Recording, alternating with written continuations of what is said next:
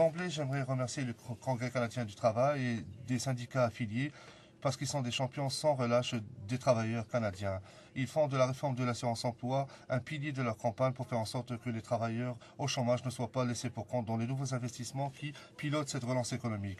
La motion dont nous sommes saisis aujourd'hui est un témoignage de leur dévouement et de leur détermination et je suis fier d'avoir pu déposer à la Chambre des communes au nom de tous les travailleurs canadiens qui, aujourd'hui, plus que jamais, ont besoin de l'appui du gouvernement. Monsieur le Président, je ne pense pas qu'il y ait quiconque à la Chambre des communes qui ne reconnaisse pas que notre économie traverse la période de récession la pire qui soit depuis 1930.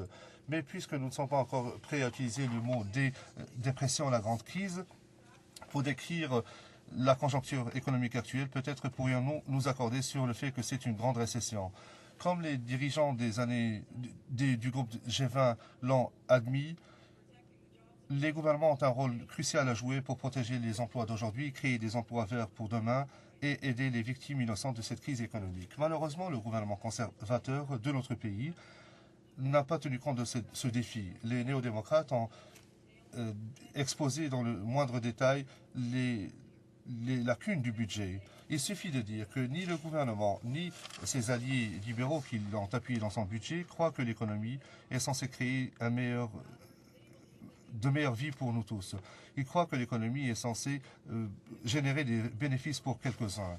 Et c'est la prémisse qui sous-tend leur plan de relance économique. Donc il n'est pas surprenant que le plan ne parle pas des victimes innocentes, de la restructuration des sociétés, de la fermeture d'usines et des mises à pied. Cela montre qu'il y a une prédisposition idéologique à estimer qu'il s'agit d'un risque moral ou éthique de donner trop d'aide aux travailleurs au chômage. C'est pourquoi la ministre des Ressources humaines et du Développement social a déjà dit publiquement, et je cite, « Nous ne voulons pas qu'il soit lucratif pour les chômeurs de rester chez eux et de se faire payer. » Fin de citation. C'était des propos tenus par la ministre chargée de l'assurance emploi et c'est honteux, ni plus ni moins. Darcy Rezak, directeur général de la Chambre de commerce de Vancouver, a exprimé ce même sentiment de façon encore plus flagrante. Et il a dit, et je cite, « L'amélioration de l'assurance s'accompagne toujours d'un risque éthique. Nous pourrions voir plus de chômeurs parce que les prestations améliorées encouragerait certains à profiter de l'assurance emploi plutôt que d'occuper des postes rémunérateurs. » Fin de citation. C'est peut-être la logique de la droite, mais c'est tout à fait déconnecté de la réalité.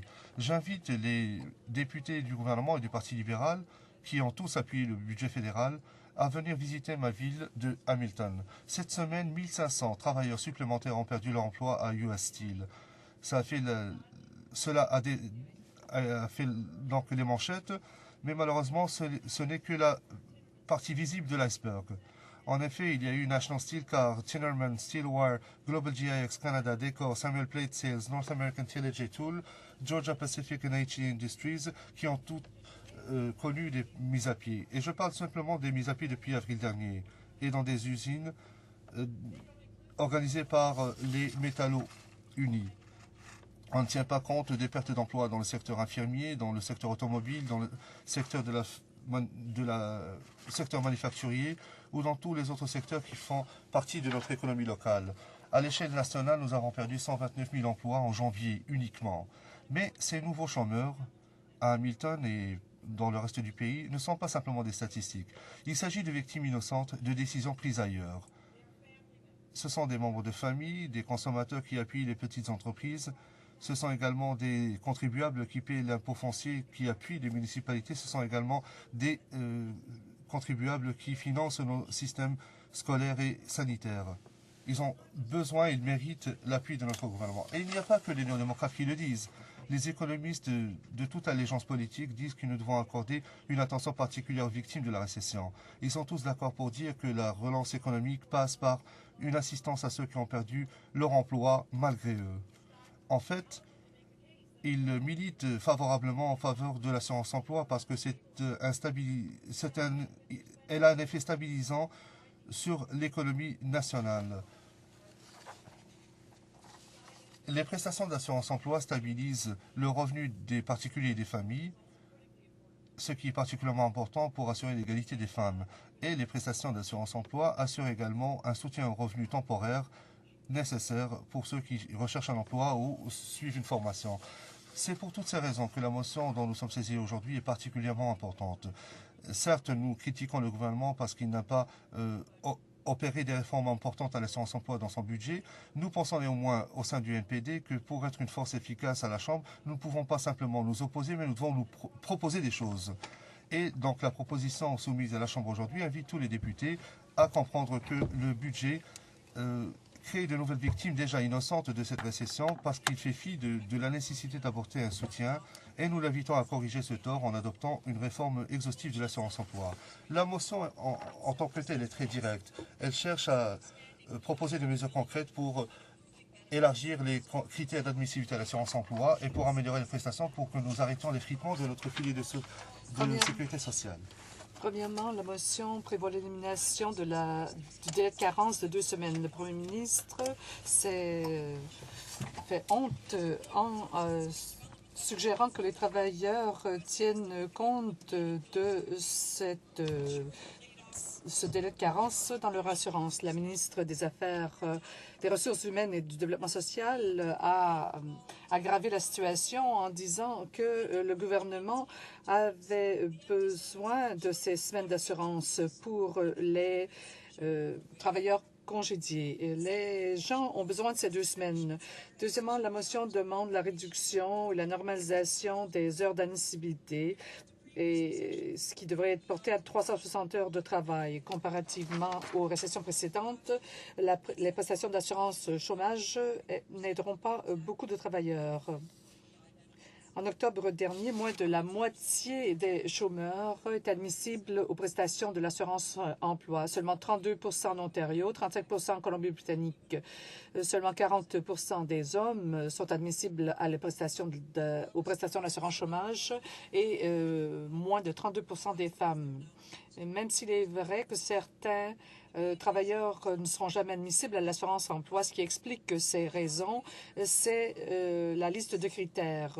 L'assurance emploi est régie par un ensemble de règles très complexes qui fondent l'admissibilité à l'assurance emploi en fonction du taux de chômage local. À l'heure actuelle, la fourchette va de 420 à 910 heures. Ce système n'est ni équitable ni accessible et le moment est venu que les Canadiens de tout le pays soient traités de façon égale. Troisièmement, la motion demande que les travailleurs autonomes puissent participer au régime. Cette motion ne mérite pas que je m'y attarde. Cette partie de la motion ne mérite pas que je m'y attarde trop longuement. Qu'il suffise de dire que cela aidera grandement les milliers de Canadiens qui exploitent les petites entreprises et sur lesquelles nous comptons lorsque l'économie tourne bien. La quatrième partie de la motion demande une augmentation des prestations hebdomadaires que touchent les travailleurs en chômage. Plus précisément, la proposition demande que les prestations soient fondées sur les 12 meilleures semaines de rémunération. En adoptant le critère des 12 semaines, nous pouvons éliminer les réductions de prestations qui découlent d'heures plus courtes avant les congédiements. Et en élevant les prestations pour qu'elles atteignent 60 des dollars fixes, nous pourrons revenir à la situation qui précédait les modifications des années 1990. Le maximum habituel est 447 $ par semaine. En 1996, cela aurait représenté 64 $. Si nous voulons que l'assurance emploi ait un effet de stabilisation, il faut adapter les taux de prestation. Contrairement à ce qu'a dit la ministre, l'assurance emploi n'est pas suffisante pour que les travailleurs souhaitent rester à la maison. Notre économie est en période de transition et nous devons fournir aux travailleurs les soutiens dont ils ont besoin pour participer pleinement à la nouvelle économie. Je sais que ces propositions entraînent des coûts, mais c'est la façon la plus efficace de stimuler l'économie et d'aider les victimes de cette crise économique. Si nous n'agissons pas maintenant, ce seront les municipalités et les contribuables qui paieront la note. Ce que nous voyons à Hamilton, alors que les travailleurs inadmissibles à l'assurance emploi se tournent vers l'aide sociale. Pendant des années, les libéraux et les conservateurs ont utilisé à mauvais escient les excédents de l'assurance-emploi. Le budget de l'an dernier a légalisé ce vol, mais cela ne rend pas la chose morale. Cet argent a été cotisé par les travailleurs et les employeurs. Monsieur le Président, nous avons l'obligation morale de restaurer l'intégrité de la loi sur l'assurance-emploi et je compte sur tous les députés pour se joindre au NPD et appuyer cette très importante motion.